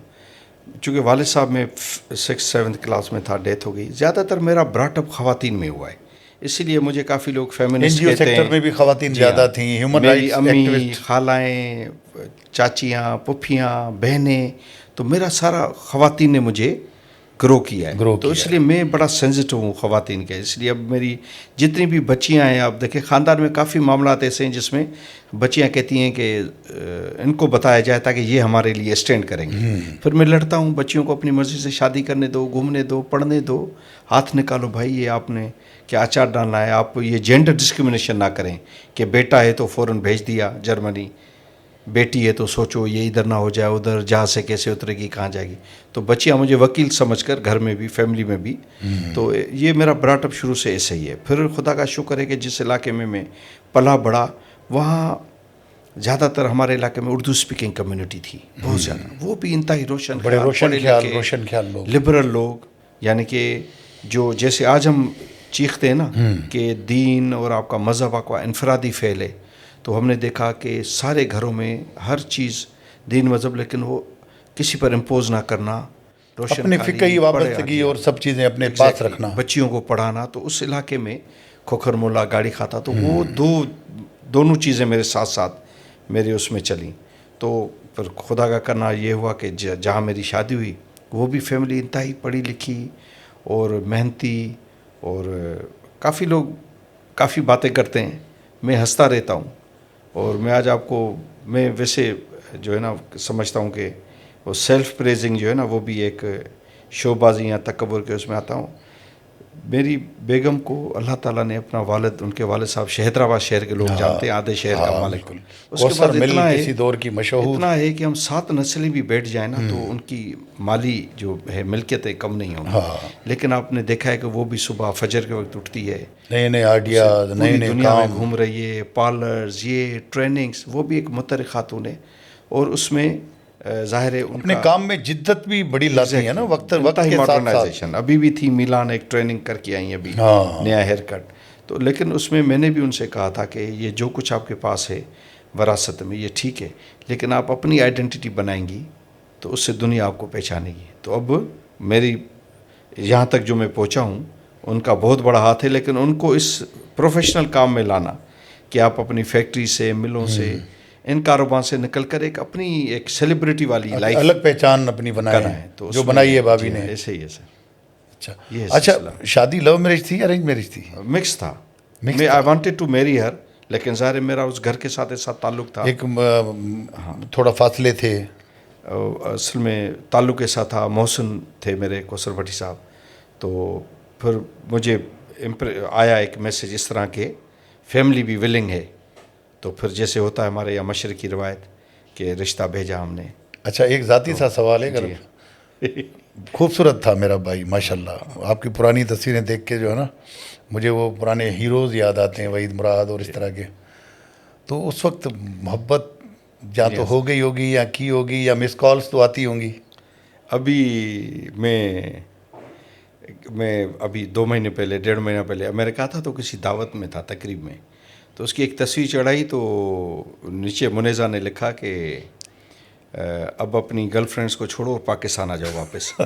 تو مجھے ایک دوست نے فون کیا, اس نے کہا یار یہ واقعی بھابھی نے لکھا ہے. میں نے کہا وہ میری طبیعت سے واقف ہے کہ یہ گپیں لگائے گا, گھومے گا, پھرے گا, لیکن اب جو ہے ہی از اے ون وومن مین ناؤ. تو میں نے کہا وہ اتنی بڑی بات بیوی سے ڈرتا بھی ہے. تو صحیح ایسا دور تھا کہ میں آپ کو کیا بتاؤں, وہ جو آئیڈیل دور تھا, وہ جو جوانی والا, بھابھی سے پہلے والا, وہ سب پتہ ہے اسے بھی, وہ بڑا حسین تھا. پتہ ہے, ہم تھوڑا جاننا چاہتے ہیں. وہ تو آپ میں یعنی کہ ہر طرف باہر ہی باہر تھی, میں گن نہیں پاتا تھا اپنے دوست. تو کوئی حاصل ہوئی نہ ہوئی یا اس سے پہلے جو محبت تھی؟ نہیں مگر سر محبتوں میں ایسے پریگمیٹک رہا ہوں. اچھا, گھومیں پھریں, کھائیں پیئیں, چلیں. شادی سیریس نہیں لیتے آپ ان چیزوں کو؟ شادی میں قائد یونیورسٹی میں پڑھا تو وہاں ایک کافی اچھا رشتہ تھا, انہوں نے مجھے اپروچ کیا. میں نے کہا نہیں, میں شادی جو ہے اپنی امی کی مرضی سے کروں گا. ماشاءاللہ. اور ظاہر ہے مطلب روشن خیال ہونے کے ساتھ ساتھ ایک فیملی باؤنڈریز کو بھی آپ نے اپنی زندگی میں لائف میں کبھی کراس نہیں کیا. جی ہاں, یہ بہت بڑی بات ہے. امی چونکہ میرا ظاہر ہے والد صاحب نہیں تھے تو مجھے تھا کم از کم زندگی میں ایک کام تو امی کے کہنے پر کروں. تو قدرتی ایسا ہوا کہ یہ رشتہ ایسا تھا جس میں ہماری انڈرسٹینڈنگ بھی تھی, فیملیز بھی جانتی تھی, تو امی کی خواہش تھی کہ میں یہاں شادی کروں. اچھا ذوالفقار صاحب, پولیٹیکلی آپ نے اپنا کیریئر تھوڑا بہت اسٹارٹ کرنے کی کوشش تو کی تھی عمران خان صاحب کے ساتھ, اور مجھے یاد ہے کہ ایک ماحول بھی سندھ میں آپ نے ان کو بنا کر دیا تھا, ملاقاتیں بھی کرائی تھیں انٹلیکچوئل ادیموں سے. وہ کیا معاملہ تھا, اور پھر خان صاحب ایک دم سے بدل کیوں گئے؟ سر اصل میں ایک وقت ایسا آیا جب میں نے دیکھا کہ یہ پیپلز پارٹی ایم کیو ایم بہت کھیل رہی ہے سندھی مہاجر, اور یہ دونوں اس ڈیوائڈ کو جو ہے نا اپنے پولیٹیکل پاور کے لیے استعمال کر رہی ہیں. تو ایک بندہ ہے جو کہہ رہا ہے, جو دیہاتوں میں بھی مشہور ہے, شہروں میں بھی مشہور ہے, اور کہہ رہا ہے کہ میں اس ایتھنک کنفرنٹیشن کو ریڈیوس کروں گا اور اس کو نیچرلائز کروں گا. ریڈیوس سے بھی بہتر لفظ ہے نیچرلائز کروں گا. ظاہر ہے پوری دنیا میں ایتھنیسٹیز ہیں, آپ بھی گئے یورپ, فرینچ بھی ہیں, جرمن بھی ہیں, یہ بھی, لیکن وہاں سسٹمز ہیں, لیڈرشپ ایسی جو ریڈیوس کرتی ہے. کوئی کسی سے نہیں پوچھتا تم کون ہو, کیوں آئے ہو, اس خیال سے ہم چلے گئے. پھر آپ کو پتہ ہے کہ میں مینیفیسٹو کمیٹی کا فوکل پرسن بنا سندھ کے لیے. اسد عمر صاحب اور علوی صاحب میرے ممبر تھے اس کمیٹی میں. سب سے پہلے مینیفیسٹو کی ریکمنڈیشنز ہم نے بھیجی. خان صاحب ہر جگہ کہتے تھے کہ دیکھو سندھ سے پہلے آ گیا ہے, کام کمٹمنٹ کے ساتھ کیا, سندھ میں لائے, اس کو بتایا کہ سندھ کی پلس کیا ہے. بھٹوز اور پیپلز پارٹی دو الگ چیزیں ہیں. آپ نے اس لیے دیکھا ان کی ایسی برین واشنگ کی کہ اس میں ظاہر شاہ محمود قریشی صاحب ان کا بھی رول تھا. تو آپ نے دیکھا کہ جب بھی بولتے تھے پیپلز پارٹی پر تنقید کرتے کہتے تھے بھٹو عظیم ہے. یہ اس کو ہم نے سمجھایا کہ بھٹو شہید ہونے کے بعد ایک دوسری لیول پر ایک الگ دنیا میں چلے گئے ہیں. پیپلز پارٹی کی گورننس الگ ہے. پھر سندھ کے کیا ہیں معاملات, جہاں سندھ کی سیاست تھکتی ہے تو شاہ بھٹائی اور سچل یا کلندر کیسے رہبری کرتے ہیں, وہاں ان کو لے کر گئے. تو اور پورا چونکہ مجھے یہ ایڈوانٹیج تھا, میں شہروں کو بھی جانتا ہوں, دیہاتوں کو بھی جانتا ہوں, تو کافی اچھا کوآرڈینیشن. لیکن ایک وقت آیا کہ کراچی کے جو دوست ہیں ہمارے, یہ علوی صاحب, زیدی صاحب, عمران اسماعیل, ان کو بڑی جلدی تھی کہ یہ کچھ بھی ہو جائے بس اقتدار میں آ جائیں, یہ بھی شامل ہو رہا ہے وہ بھی. تو میں نے ان سے کہا کہ یہ تو اس طرح لوگ آئیں گے تو سلیکشن کو تھوڑا صحیح رکھو. آپ نے تو کہا تھا مڈل کلاس, یہ وہ تبدیلی فلاں, آپ ڈالفن سے بھی پیکٹ کر رہے ہیں, مصطفیٰ کمال صاحب سے بھی, اس سے بھی کر رہے ہیں, پاگارو صاحب سے بھی کر رہے ہیں الائنس. تو آپ کا مثال کے طور پر آپ جی ٹی اے سے الائنس کر رہے ہیں, تو صرف جی ٹی اے سے کریں نا. تو ایک یہ کیسے ممکن ہے کہ آپ کی جو ہے وہ نظریاتی وابستگی 10 پارٹیوں کی نظریاتی وابستگی سے جڑتی ہو, ملتی ہو, یہ کم از کم 1 سے ملے گی, 2 سے ملے گی. تو یہاں سے معاملات شروع ہوئے, اور انہوں نے کہا نہیں ہمیں جلدی ہے. یہ میں آن ریکارڈ آپ کو بتا رہا ہوں. اور پھر میں نے دیکھا کہ ایک اسٹیج پر کہ ان کو سندھ کا پتہ سارا تھا, سندھ میں انہوں نے آنا بند کر دیا. میں لکھتا رہا تو مجھے شیری مزاری صاحب, نئی ملک مرحوم صاحب یہ کہتے تھے, شفقت محمود صاحب, کہ تم یار سارا دن لکھتے رہتے ہو, آپ کو پتہ ہے میں بڑا اسپیڈ میں لکھتا ہوں. تو وہ کہتے سارا دن لکھتے رہتے ہو, سر کھاتے رہتے ہو, مت لکھو.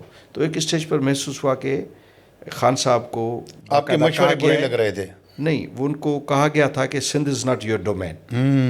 یہ اقتدار میں آنا ہے تو پنجاب کو سیڑھی بنانی پڑے گی، جن کو دینا ہے ان کو دینا ہے. ان کو دینا ہے. میں نے کہا جب یہی کرنا ہے تو پھر پیپلز پارٹی بھی یہ کر رہی ہے، نون لیگ بھی یہ کر رہی ہے، پھر why you are not different to them. تو پھر ٹکٹوں کا معاملہ شروع ہوا. جو آ رہا ہے فیوڈل اس کو، ارے بھائی آپ اب دیکھیں وہی جو میں نے ان کو ایک خط لکھا تھا 13 پیجز کا، وہی 2024 کے الیکشن میں ثابت ہوا. لوگوں نے بنا کسی دیکھے کہ یہ غریب یا امیر ہے انہوں نے عمران خان کو ووٹ دیا. یہ ہم ان کو 2018 میں کہہ رہے تھے کہ آپ ٹرائی کریں. محترمہ نے 88 میں ٹرائی کیا تھا، بھٹو صاحب نے ٹرائی کیا تھا، نواز شریف نے بھی ایک پیریڈ میں پنجاب میں مطلب تھوڑا ٹرائی کیا صبر تھا. کر لیتے، 2018 میں اقتدار نہیں لیتے تو 24 میں تو ملنا ہی تھا. جی ہاں جی ہاں جی ہاں. تو یہ بس معاملہ تھے. پھر ہم نے کہا کہ ہم تو نہ فیوڈل ہیں، نہ گدی نشین ہیں، نہ پیر ہیں کہ لوگ ہمیں چھوڑ دیں گے. ہم لوور مڈل کلاس کے لوگ ہیں، کل آ کر لوگ توے ٹانگیں گے جو حرکات ہیں آپ کی. اچھا، آپ نے کسی اس میں بتایا تھا کہ خان صاحب کے ناشتے بکتے تھے. میں نے بھی کراچی میں ایک ناشتہ کسی بڑے شخصیت کا تھا، کاروباری شخصیت تھی. تو جب ناشتہ ہم کر کے وہاں سے کسی شاید عامر لیاقت کی شمولیت تھی اس ناشتے کے بعد، اتنا مجھے یاد آ رہا ہے. مرحوم عامر لیاقت کی پی ٹی آئی میں شمولیت تھی. ایک جگہ میڈیا کو لے جایا گیا ناشتے کے بعد کہ وہاں پہ شمولیت ہے، لیکن پتہ چلا کہ عامر لیاقت ان سے اس وقت سلپ ہو گیا تھا. تو وہ پریس کانفرنس پھر تھوڑی سیاسی باتوں میں ہی پھر انہوں نے وہ کر دی تھی.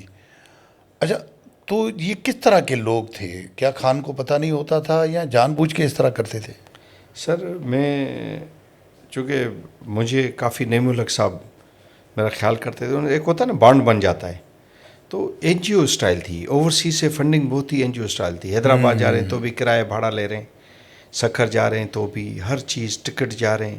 یہاں ایک بڑا یہاں مافیا بنا ہوا تھا کراچی میں، وہ کسی کو آنے نہیں دیتا تھا. جیسے سندھ سے پنجاب سے کہ لوگ آنا شروع ہوئے نا فیوڈلز اور بڑے بڑے لوگ، تو ان سے کہا گیا کہ جی پیسے دے دیں. تو انہوں نے کہا جی ہمارے یہاں تو رواج ہی نہیں ہے کہ ہم گھر پر کھانا کریں اور 20 لوگوں سے. عمران خان صاحب نے جو آخری کیا پروگرام الیکشن سے پہلے الوی صاحب کے گھر، اس کے لیے بھی کارکنوں نے پیسے، انہوں نے کہا میں غریب ہوں مجھے پیسے دیں. تو یہ حالت تھی تنظیم کی. یہ میں آن ریکارڈ آپ کو بتا رہا ہوں. تو جب لوگ بڑے لوگ آئے انہوں نے کہا یار یہ ہم کوئی تھوڑی نہ پیسے لینے والے نہ دینے والے. ان لوگوں کو یہ آنے نہیں دیتے تھے چونکہ انہوں نے این جی او اسٹائل بنایا ہوا تھا. 10 روپے کی کرسی ہے، جلسے میں 300 روپے بتانی ہے. اچھا، جلسے سارے یہ سارے بیسیکلی یہ تو ان کا انتہائی زبردست کاروبار تھا. جو کراچی کی دو اے ٹی ایم بھی تھے، 2 اے ٹی ایم نام لیے جاتے ہیں، ایک علیم خان صاحب کا اور انہوں دوسرا نے بہت خرچ کیا. لیکن اس کے علاوہ اوورسیز سے بھی بہت جہانگیر پیسے آتے ترین تھے، صاحب کا بہت پیسے آتے تھے. ان کا سوشل میڈیا کراچی میں آپ کو کیا نام بتاؤں، ایسے ایسے لوگ، ان کا روزگار تھا. ان کا تو خیال تھا کہ یہ 10-15 سال تنظیم ایسے چلے تاکہ ہم لوگوں نے گھر لیے، گاڑیاں لیں. تو ہم کہتے ہیں یار ہم سیاسی کارکن ہیں، یہ جو حرکات ہیں. آج بھی مجھ سے لوگ پوچھتے ہیں کہ آپ کے گھر مفت میں کیسے آیا. خان صاحب جہاں جاتے تھے اس کو آپ کو ہیلی کاپٹر کا کرایہ دینا ہے. اگر ہیلی کاپٹر سے رن وے سے یا وہاں سے ایئرپورٹ سے دور ہے گھر تو قافلے کا کرایہ دینا ہے، قافلے کا دینا ہے. بڑے مسائل تھے. چائے تک کا بھی میں نے دیکھا تھا. ایک گھر پہ گئے تھے چائے پینے کے لیے، کوئی 15 سے 20 منٹ کے لیے صرف وہ گھر والوں سے فوٹو کھنچوائے، چائے بھی ایسے ہی منہ پہ رکھی اور پھر اٹھے. جی ہاں، اصل میں اس کا بھی پتہ چلا کہ وہ بھی یہ امریکن ماڈل انہوں نے کہا. چونکہ امریکہ میں یہ کامن چیز ہے کہ آپ صدر کے ساتھ بیٹھتے ہیں نا، اچھا تو ٹیبل بک کر لیں، $10,000 کی ٹیبل لے لیں، $20,000 کی لے لیں. اچھا، آپ سے ملاقاتیں کمرشل ملاقاتیں ہوتی ہیں. تو انہوں نے سمجھا کہ یہ پاکستان اب امریکہ بن گیا ہے، تو آپ نے ملانا ہے تو بھی پیسے لینے ہیں، چائے پینی ہے تو بھی. ان کا اقتدار کو آپ نے کیسا دیکھا، یہ جو مختصر اقتدار تھا؟ پاکستان آج جن بنیادی بحرانوں میں ہے نا، اس میں جو تابوت میں آخری کلو عمران خان صاحب ڈال کر گئے. اچھا، ان کو پتہ ہی نہیں تھا کہ ملک چلانا. وہ اصل میں ایک نرگسی شہزادے تھے، نرگسی شہزادے تھے. میں ان کے لیے دعا کرتا ہوں اللہ تعالیٰ ان کو صحت دے اور وہ باہر آئیں. تو میں کہتا ہوں وہ اگر مجھے سیاستدان سے زیادہ سیلیبریٹی نہیں ہے وہ. میں وہی کہہ رہا ہوں نرگسی شہزادے. آج بھی اگر میں کہتا ہوں مجھے اللہ تعالیٰ پوچھے کہ تمہاری خواہش کیا ہے، میں کہوں گا خان صاحب کو 200-300 سال پہلے جو بادشاہ ہوتے تھے نا، جن کو کوئی پتہ نہیں ہوتا تھا محل کے سوا کرنا کہ ریاست میں کیا ہو رہا کر دیں. تو ان کی یوٹوپین ایک دنیا تھی، ان کو پتہ ہی نہیں تھا. انہوں نے کہا 10 دن میں اکانومی ٹھیک کر دوں گا. 90 دن میں وہ مراد صحیح چیختے تھے کہ $1 بلین آ جائیں گے. ہاں، اور $200 اسد عمر کو پہلی میٹنگ میں بھیجا. میں واشنگٹن تھا, میری تصاویر ہیں اسد عمر صاحب کے ساتھ. پہلی میٹنگ میں بھیجا. آئیے میں ورلڈ بینک والوں نے کہا بھائی یہ HR کا بندہ بھیج دیا, نکالو باہر, اکانومسٹ بھیجو. اس کو پتہ ہی نہیں تھا, اتنی یہاں گپیں لگاتا تھا, نہ اس کو فسکل ارینجمنٹس کا پتہ, نہ میکرو فائنانس. آخر میں حفیظ شیخ کو دوڑا کر پھر جا کر میٹنگ میں بٹھایا کہ جی آپ سنبھالیں, آپ دیکھیں بات کریں. تو مجھے کسی نے کہا کہ اس کو آپ اور ایکسپلین کریں. میں نے کہا یہ اس طرح ہے جیسے میں ایک نرس ہوں اور میرے کمرے میں آتے ہی طبیعت کی وجہ سے اور رویے کی وجہ سے پیشنٹ کھانا شروع کر دیتے ہیں, لیکن ڈاکٹر کو دیکھ کر کھانا نہیں کھاتے. تو اس کا مطلب یہ تھوڑا یہ ہے کہ سرجری بھی مجھے دے دیں گے. سرجری ڈاکٹر ہی کرے گا, بھلے پیشنٹ کو اچھا کرے گا. تو اسد عمر بھلے کتنا بھی یہاں ٹانٹا کرتا رہے, لیکن وہاں گیا تو وہ ایکسپوز ہو گیا. تو Khan Sahib was exposed badly in his powers initial 3 months expose گیا, ان سنبھالا نہیں گیا. پھر ان کو پتہ نہیں کس نے کان میں کہا, استخارہ ڈلا یا کیا, کہ پنجاب بہت بڑا ہے تو تم کیا کرو اس کو, جیسے نادرن افغانستان ہے نا, عبداللہ کی ریاست, گل بدین حکمت یار کی ریاست, تم یوں کرو 4-5 ریاستوں میں بانٹ دو پنجاب, بانٹ دو. ایک وہ چکوال والے کو دے دو, ایک شامل کے ترین کو. تو پنجاب کو بھی, یہ جو ہم کہتے ہیں پنجاب 100 سال آگے, اس کو خان صاحب نے پھر 25 سال پیچھے کر دیا. چھوٹی چھوٹی ریاستیں بنا کر وہ ایک جو ہے وہ ایک انہوں نے جو چیف منسٹر رکھا, آپ اس سے اندازہ لگائیں. وسیم اکرم پلس, اس سے آپ کمٹمنٹ کا اندازہ لگائیں. تو خان صاحب نے ڈیزاسٹر پر, خان صاحب نے جو سب سے بڑی غلطی کی, میں ایک انتہائی ذمہ داری کے ساتھ ایک سیاسی کارکن اور سماجی کارکن کے طور پر, کہ خان صاحب اگر اس وقت میں ان کے ساتھ ہوتا تو میں ان سے کہتا کہ جس طرح پارلیمانی ڈیموکریسی میں آپ نے 3 ماہ پہلے ووٹ آف کانفیڈنس لے کر فخر سے قوم کو بتایا ہے, تو ووٹ آف نو کانفیڈنس بھی این آئینی اور جمہوری ہے. آپ ووٹ آف نو کانفیڈنس میں چلے جائیں, کسی بھی طریقے سے آیا تھا, کسی بھی بیک گراؤنڈ کو تو آپ چھوڑ دینا. ہاں چھوڑ دیں. ان کے آنے کا بھی تو بیک گراؤنڈ ہے نا, بہت سارے ان کے پاور میں آنے کا بھی بیک گراؤنڈ ہے. پیپلز پارٹی کا سیم ہے, بیک گراؤنڈ کو آپ چھوڑ دیں. آپ دیکھیں کہ سرگرمی کیا ہے. سرگرمی کے ووٹ آف نو کانفیڈنس آیا. میں اگر ہوتا کہتا سر نو کانفیڈنس آنے دے, لیڈر آف دا ہاؤس تقریر کرے گا, آخر میں کہیں گے لیڈر آف دا اپوزیشن, آپ کہیں گے جی اس مقننہ نے مجھے اتنی عزت دی, پوری دنیا میں گھما پھرا, پارلیمنٹ میں بھی وزیر اعظم پارلیمنٹ میں. اب میں لوگوں میں جا رہا ہوں, 1 کروڑ آدمی باہر کھڑا ہوتا, جس مقننہ نے آپ کو عزت دی آپ اس کو تیلی لگا رہے ہیں. جیسے ابھی میں انٹرویو کرتے ہوئے خدا نخواستہ مجھے کوئی بات ناگوار گزرے تو میں یہ مائک توڑنا شروع کر دوں, لائٹ کو, جیسے 9 مئی کا واقعہ ہوا کہتے ہیں اسی طرح. تو انہوں نے اسمبلی کی جو بے توقیری کی, جھوٹے یہ کہ انہوں نے نو کانفیڈنس, اس کی وجہ سے دیکھیں ہم دنیا میں, ہم جزیرہ نہیں ہیں, ہم ایک گلوبل کمیونٹی کا ایک ذمہ دار نیوکلیئر پاور کنٹری ہیں, اسٹیٹ ہیں. تو پوری دنیا نے دیکھا کہ یہ اگر میں نہیں کھیلوں گا تو کسی کو نہیں کھیلنے دوں گا. تو اس کی وجہ سے ان کی پوری ریپوٹیشن جو پارلیمانی ڈیموکریسی کے سسٹمز ہیں, یورپین یونین ہو, ویسٹ منسٹر پارلیمان ہو, سب جگہ انہوں نے کہا کہ ہی از ویری ڈینجرس مین. تو پاکستان کو ایسی نہج پر اس نے پہنچایا کہ یہ سب اس کا نتیجہ ہے جہاں ہم پہنچے ہوئے ہیں. اچھا اب دیکھیں اس وقت جو موجودہ حالات ہیں اس میں فین فالوئنگ ہوگی خان صاحب کی, بڑے معاملات ہوں گے, لیکن پولیٹیکلی اگر دیکھا جائے تو وہ بہت کمزور اس کی پارٹی جماعت بظاہر. کیونکہ کل میں نے صرف ایک ہمارے سابق ان کے انفارمیشن منسٹر تھے فواد چودھری صاحب کا بیان پڑھا. وہ شکوہ کر رہے تھے کہ جو قربانی دینے والے لوگ ہیں یا تو جیلوں میں ہیں یا باہر ہیں پارٹی سے, اور جو لوگ کبھی پارٹی میں رہے ہی نہیں تھے وہ اس وقت قیادت ان کے ہاتھ میں ہے. اس طرح کی باتیں انہوں نے کی. تو پی ٹی آئی کو اگر ہم چھوڑیں تو اس وقت اس کے علاوہ پھر 2 پارٹیاں بڑی, نون لیگ ہے, پیپلز پارٹی ہے.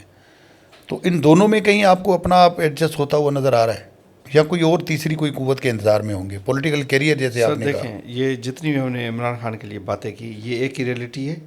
سکے کا دوسرا رخ یہ کہ وہ 2024 کا الیکشن جیتا ہے, اور اس کا جمہوری حق تھا کہ اس کی پارٹی کو پاور دیا جائے. جو بھی ارینجمنٹس ہوئے, اس وقت عمران خان پاپولر لیڈر ہیں. اس کی ایک وجہ جو ہے وہ یہ ہے کہ اسٹیبلشمنٹ کے ساتھ نفرت ہے. عمران خان سے محبت کم ہے, اسٹیبلشمنٹس کے ساتھ نفرت زیادہ. میں آج بھی کہتا ہوں کہ اگر بلاول صاحب یا مریم صاحبہ آج کہہ دینا انف از انف, ایسے نہیں چلانے دوں گا سسٹم کو, تو سارے لوگ پھر ان کے پیچھے لگ جائیں گے. تو اسٹیبلشمنٹ کی جو ناانصافیاں ہیں पॉलिटिकल सिस्टम नहीं चलाने देती, मुल्क में सियासी प्रोसेस पूरा रोका हुआ है, शहरी हुकूक के लिए निकलते हैं तो आप उनसे लड़ते हैं, कश्मीर हो, बलूचिस्तान हो, KP हो, पंजाब हो, सिंध हो। तो ये असल में वो गुस्सा है। इमरान खान साहब अभी प्रिवेल करेंगे, अगर फेयर इलेक्शन होते तो एक इलेक्शन जीतेंगे, और बाकी तंजीम साजी तो मैं होकर आया हूँ, तंजीम ज़ीरो है, केडर ज़ीरो है। कैसे डिलीवर कर पाएंगे अगर चीज़ें नहीं है, टीम नहीं है? हालत फिर वही होगी, लेकिन एक वोट लेंगे। अब मैं दो चीज़ें, जैसे आपको पता है कि गवर्नेंस उनकी वैसी रहेगी जैसी थी। तो फिर आप अपने आप को फिर PTI में देख रहे हैं?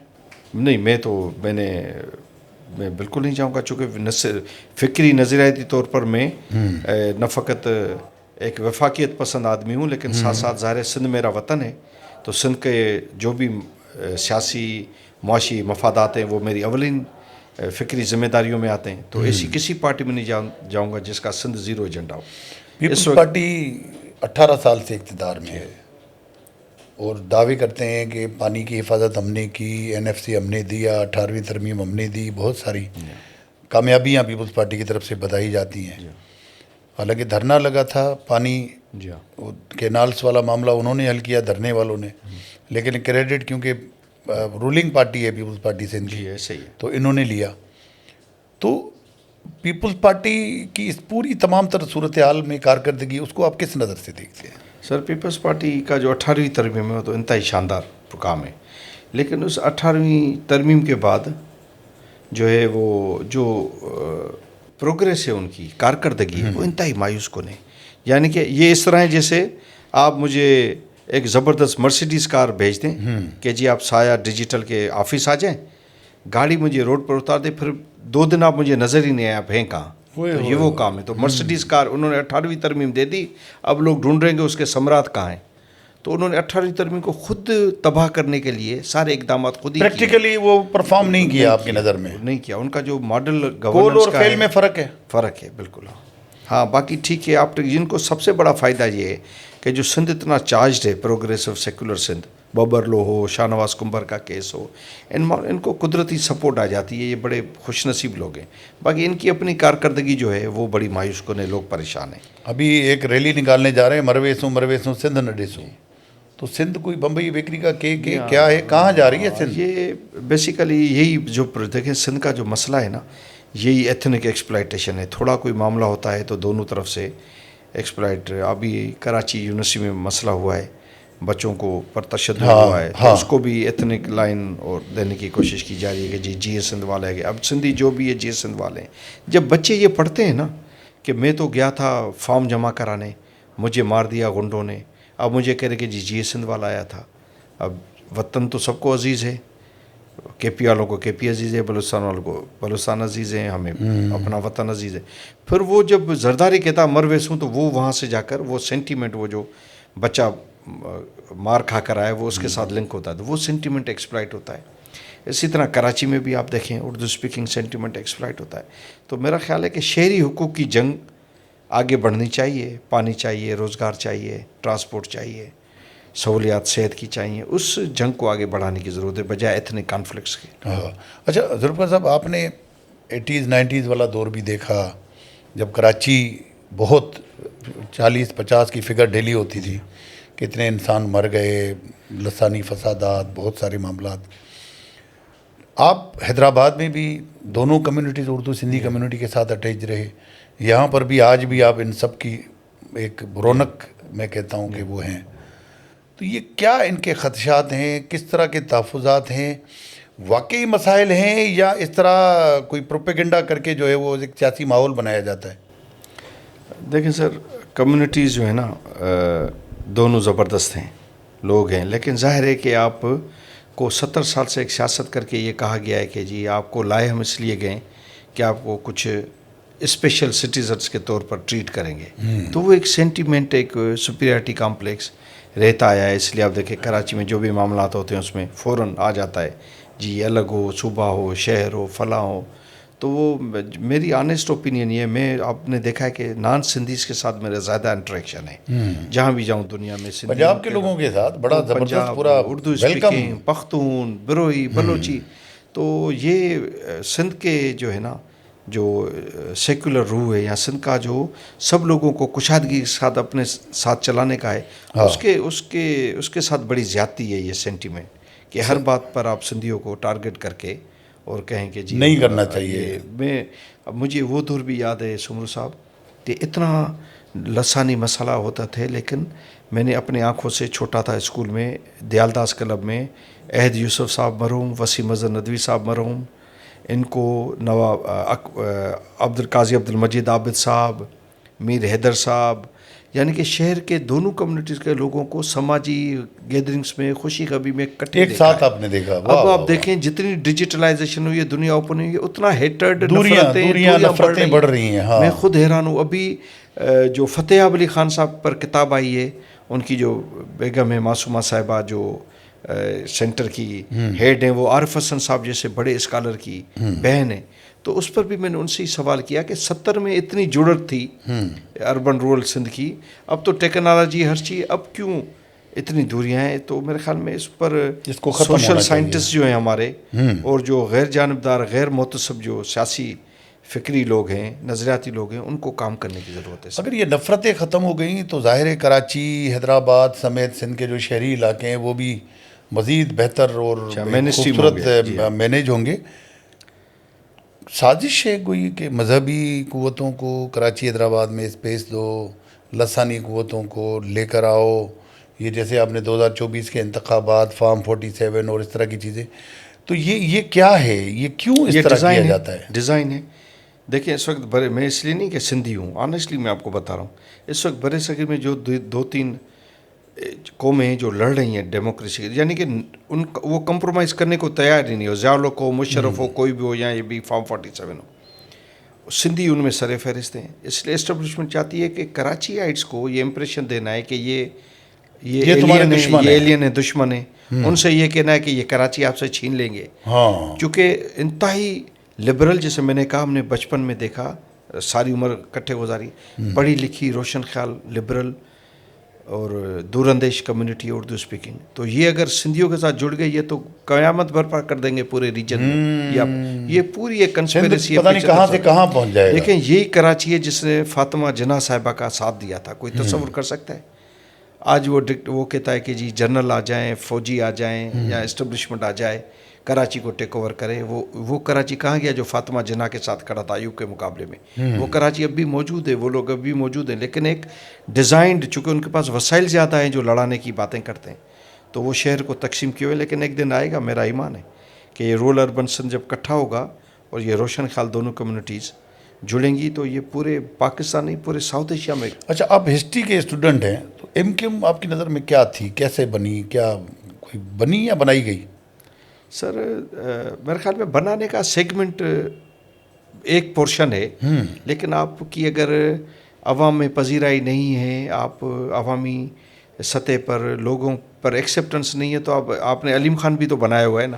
ہاں ٹھیک ہے، اس کی عزت کتنی ہے آپ کو پورے ملک میں پتہ ہے، اس کے لیے ہم اس کا جو ہے وہ احترام کرتے ہیں، لیکن اس کی پولیٹیکل حیثیت، عزت سے مراد، تو یہ اس طرح نہیں ہے کہ انہوں نے بنا دی. ایسے ایک سینٹیمنٹ ہوتا ہے، اس کو آپ محسن نقوی صاحب کو لے گئے، آپ اس کو ایکسپلائٹ کرتے ہیں. تو ایک وقت ایسا آیا کہ لوگوں نے سمجھا کہ ہماری آئیڈینٹی چھینی جا رہی ہے، تو لوگ کھڑے ہوئے. اب وہ ایک نعرہ ہے جو چل رہا ہے، لوگ تبدیل ہو رہے ہیں، لیکن اس کا بیک گراؤنڈ ہے، یہ نہیں ہے. میں ظاہر ہسٹورین ہوں تو بےمانی یہ نہیں کروں گا کہ کہہ دوں کہ بس ایک رات میں لوگوں نے بنا دی. بنانے کے پیچھے اگر بشرا زیدی والا جو تھا وہ سارا پورا ایک ذہن بنا لوگوں کا، پورا ایک ماحول بنایا گیا. اچھا سر، اب آتے ہیں تھوڑے ذاتی سوالات ہیں. فارغ وقت کیسے گزارتے ہیں؟ سر فارغ رہتا ہی نہیں ہوں، رہتا ہی نہیں ہے. فجر کے وقت اٹھتا ہوں، 2-3 گھنٹے لکھنے پڑھنے کا کام کرتا ہوں، پھر تقریبات ہیں، یہ ہیں وہ ہیں، پھر بچے باہر ہیں تو وہ ٹائمنگ کا فرق ہے، وہاں صبح ہے یا شام ہے، کبھی رات کو بھی جاگ کے ان سے بات چیت کرنی پڑتی ہوگی. تو لکھنے پڑھنے کا کام، گھومنا پھرنا، بچوں کو ساتھ لے جانا. تو مجھے یاد نہیں ہے گزشتہ 10 سالوں میں، خدا کی قسم کسی آدھے دن میں نے کہا میں بور ہو رہا ہوں، میں کیا کروں. پسندیدہ کتاب کون سی رہی؟ پسندیدہ کتاب 2-3 ہیں. بھٹائی کا رسالہ پسندیدہ ہے، شیخ ایاز کا نثر میں ریگولر پڑھتا رہتا ہوں، اور اردو میں قرۃ العین حیدر کو پڑھتا رہتا ہوں. کیا سلیکشن ہے، بڑی زبردست ہے. پسندیدہ ملک، پوری دنیا آپ گھومے ہیں، دل جہاں پہ کہتا ہے یار کیا چیز ہے یار، بڑی خوبصورتی آپ کی آنکھوں نے دیکھی ہے. جی ہاں لنڈن سر، مجھے ابھی بھی اب حالانکہ میرے بچے امریکہ ہیں، میں بھی چاہتا تو سیٹل ہو پورا سکتا یورپ تھا، گھومے ہیں سب آپ کو. ہاں، لیکن میں چاہتا ہوں اگر مجھے کبھی باہر رہنے کا زیادہ موقع ملا تو لنڈن پریفر کروں گا. اور گھومنے کے حساب سے ویانا اور سلواکیہ آپ نہیں گئے. اس کا یہ سلواکیہ دنوبے ریور پر، اس کا جو کیپٹل ہے براسل کا یا ایسے اس کا نام ہے میں بھول رہا ہوں، وہ دنوبے ریور پر اس طرح جو ہے چوٹی پر بنا ہوا ہے جیسے سادھ بیلو بنا ہوا ہے روڑی کے یہاں. لنڈن کو پسند کرنے کی کیا خاص وجہ ہے؟ بس لنڈن کے ساتھ ایک تو لنڈن تھوڑا ناسٹلجک ہے اور خوبصورت ہے کہ گلوبل کیپٹل ہے ٹورزم کا.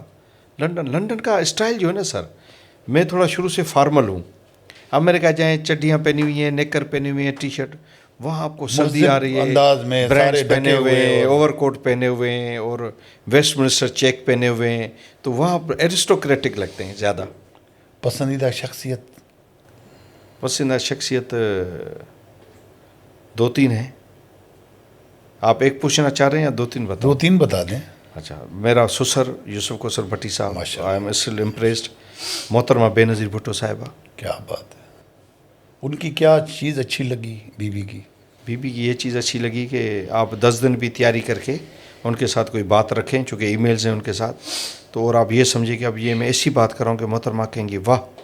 تو محترمہ کا جواب آتا تھا کہ ان چیزوں کا تو مجھے آلریڈی پتہ ہے، اب ان چیزوں میں یہ چیزیں بھی آپ چیک کر لیں تو آپ کی نالج میں اضافہ ہوگا. تو میں حیران ہوتا تھا کہ یہ دنیا میں لاکھوں لوگوں کے ساتھ انفرادی طور پر لکھتی پڑتی ہیں، تو یہ وقت کیسے نکالتی ہوں گی کہ ہم اس عمروں کو کی بات کو بھی جو ہے وہ جواب دے رہی ہیں اور کہہ رہی ہیں کہ مجھے اس بات کا پتہ ہے، مجھے بھی جواب دے رہی ہیں، کلدیپ نیر کو بھی جواب دے رہی ہیں، شیام بھاٹیا کو بھی جواب دے رہی ہیں. تو یہ معجزاتی شخصیت کہیں ہے. کسی کام میں ناکامی ہوئی؟ ہاں، سیاست جو میں مستقل جس پر ہم بات کر رہے ہیں نا، اس پر میں نے پہلا اٹیمپٹ کیا. حالانکہ آپ کا مزاج بڑا سب کے ساتھ ایڈجسٹ ہونے والا ہے، پھر آپ کیوں نہیں کسی پر؟ بس وہ فکری طور پر ڈینجرس فیز میں چلا گیا. آنیسٹلی اعتراف کر رہا ہوں کہ مجھے بڑا ریگریٹ ہے کہ حالانکہ میں جس بیک گراؤنڈ سے آیا ہوں اس میں ساری چیزیں پڑھا کر لوگوں نے مجھے تاج حیدر صاحب مرحوم نے بہت سمجھایا. انہوں نے کہا کہ یار تم ایک پڑھے لکھے روشن، تم کیسے ٹرے پر ہو؟ میں نے کہا نہیں سر، یہ میں تھک گیا ہوں، یہ سندھی مہاجر یہ وہ عمران خان جو ہے وہ. تو انہوں نے مجھے بڑا سمجھایا. اور یہ ایک ڈیزاسٹر ہوا کہ میں چونکہ ایک اسٹیج آپ نے دیکھا ایسی آئی کہ ملک کو جو ملک کی مخالف قوتیں ہیں ان سے جھگڑے کا ٹائم آیا تو یہ پی ٹی آئی کا پورا سسٹم ان کے ساتھ کھڑا ہو گیا. یہ مجھے کسی دوست نے شمولیت کے وقت بتایا کہ ایسا جب بھی لمحہ آئے گا نا تو ان کا دماغ میں پتہ نہیں کیا یہ کریں کو گے چھوڑ کر وہاں. اور آپ وہ کو انہوں نے پہلے سے کیا ہی کسی نے بتا دیا؟ 10 سال پہلے سر. اچھا. کہ ان کے ساتھ مت جانا. میں نے کہا یہ ممکن ہی نہیں ہے، اس سے بڑا محب وطن آدمی ہو ہی نہیں سکتا. سر نوجوانوں کو کوئی پیغام دیں گے؟ سر نوجوانوں کو پیغام یہ کہ حالات جو ہے نا ملک کے ٹھیک نہیں ہیں، لیکن اپنی حوصلہ ہمت جاری رکھیں. ہاں، پروردگار راستے نکالے گا اور مالک ضرور اس کی محنت کریں. اور جو سب سے بڑا دیکھیں، قدرت کا عجیب سسٹم ہے. ایک چیز آپ سے چلی جاتی ہے تو قدرت دوسری چیز آپ کو. 20 سال پہلے اگر نوکری تھی تو اور راستے نہیں تھے. اب ڈیجیٹلائزیشن ہے، گوگل ہے، دنیا میں اتنی اپرچونٹیز ہیں. محنت کریں، نکلیں اور کسی بھی کام کو عیب نہ سمجھیں. کسی بھی کام کو عیب نہ سمجھیں. جو کام ملتا ہے کر لیں ایسے اور اسی میں کوشش کریں کہ خود کو کامیاب بنائیں. بہنوں کو، بچیوں کو، گھر کی خواتین کو امپاور کریں. میرے گھر کی کامیابی کا بنیادی سبب میری امی ہوں، آپ نے دیکھا ہے میری بہنیں ہوں، پھر میری بھانجیاں ہوں، میری بیٹی ہو. اپنی خواتین کو جس نے آگے نہیں کیا وہ گھر کبھی بھی پائیدار ترقی کرے گا، پیسے ویسے کمائے گا، لیکن ایک جو دنیا میں جو پائیدار ترقی کا ایک معزز جو پیرامیٹر ہے، پیمانہ ہے، اس پر نہیں جا سکے گی، نہیں جا سکے گا. ذوالفقار صاحب اتنی بڑی شخصیت ہیں کہ ان سے پوڈ کاسٹ کے لیے ہمیں کئی دن چاہیے اور کئی اس کے پارٹس اور بنانے پڑیں گے، کیونکہ ابھی حالانکہ میں ان کے ساتھ گھوما بھی ہوں. برلن کی دیوار ہم نے، وہ ایک بڑا مزیدار قصہ بھی ہے، وہ انشاءاللہ کسی اور پوڈ کاسٹ میں شیئر کریں گے کہ ہم کس طرح گوگل نے ہمیں بھٹکا دیا تھا اور کدھر ہم کہیں پہ. اور آپ صحیح کہہ رہے تھے، آپ فرسٹ ٹائم آئے تھے. ہاں، ہم 10 دفعہ گھومے ہوئے تھے, ہم کہہ رہے تھے یار آپ کو کیا پتا, فرسٹ آپ ٹائم کو آئے, کیا پتا, اور پھر آپ کی گوگل نے میری بات صحیح نکلی, پھر ہم نے معافی مانگی آپ سے. سب نہیں بالکل سر. تو یہ بہت سارے تجربات ہیں اور بھی بہت ساری باتیں ہیں, میں پھر تکلیف دوں گا ان کو انشاءاللہ. شارٹ ٹائم کے بعد ذوالفقار بھائی کے ساتھ دوبارہ ہم بیٹھیں گے. تب تک کے لیے دیجیے اجازت. اللہ حافظ.